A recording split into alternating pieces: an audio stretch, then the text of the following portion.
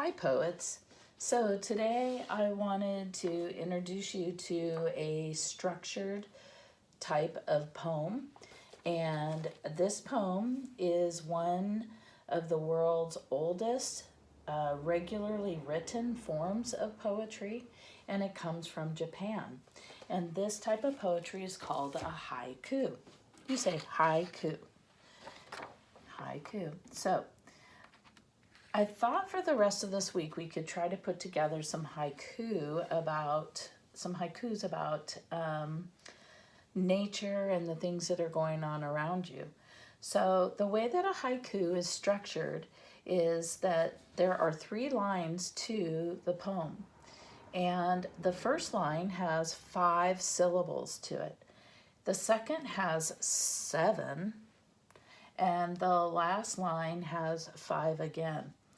And the thing that the Japanese poets used to do is they would use one or more of their senses to write these poems. And then they typically would focus on something in history, something in nature or wildlife, and this one was often done, and the seasons around them.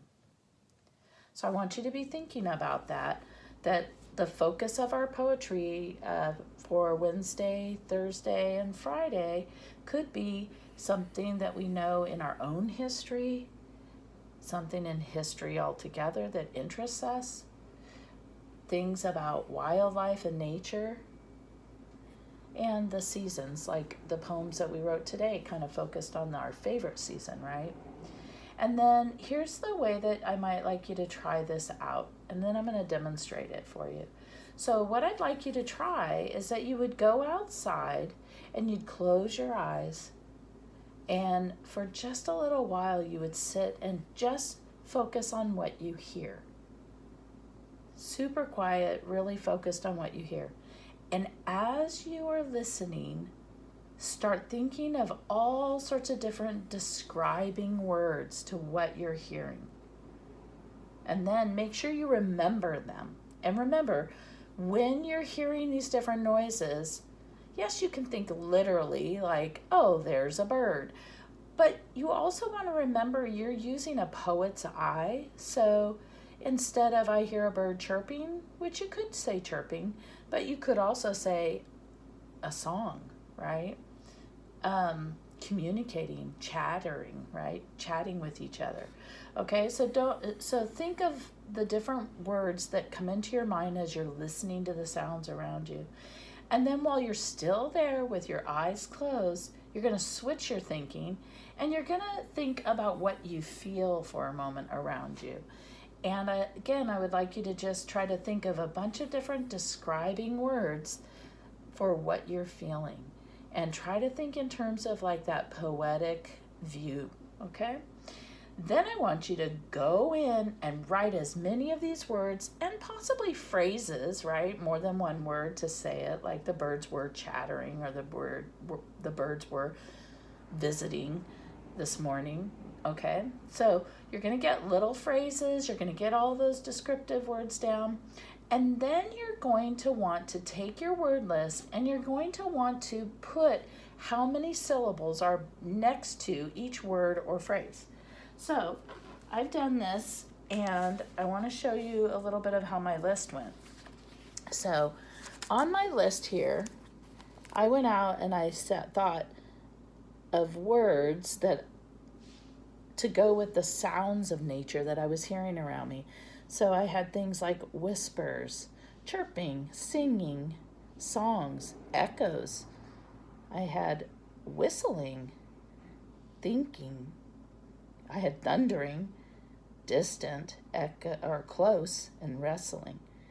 And then I went back and I clapped out the syllables. So for whispers, I went whispers. And I didn't even clap, I counted, right? Whispers. And then I wrote a 2 next to it. Can you see that? And so that's how your list will go. And so when I went to the feeling, I got things like chilly, thinking, or tickling my skin. So there's a phrase, tickling my skin, right? And I went tickling my skin. And wow, that was all 5. That could be a first line. or an ending line. Because remember, the beginning line and the ending line have 5 syllables to them, okay? And then I just kept going and I put all the syllables next to them. And then I decided what I wanted to write my poem about. And then I went back into this list and I kind of looked around and I played with different words to explain my thinking in a poem.